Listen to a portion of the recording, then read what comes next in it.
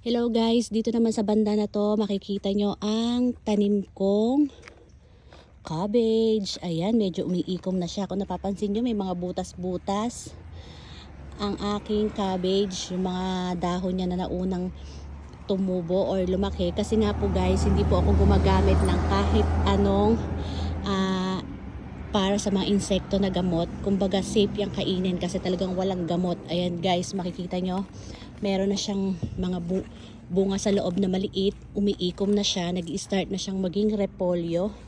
Ayan, 10 peraso yan guys, na meron akong tanim na repolyo. Ayan guys, tingnan nyo, diba, nag-iikom-ikom na siya, unti-unti na siyang umiikom.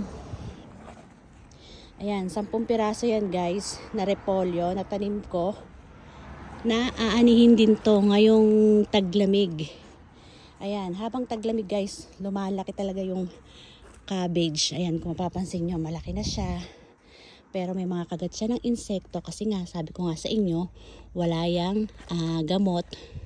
And guys, sana mag-enjoy kayo sa aking video. At dito naman sa gawin na to, diyan, ipapakita ko sa inyo ang aking lettuce. Ayan, meron akong tanim na 6 ba to or 8 lettuce. 2, 4, 6, 8 pala.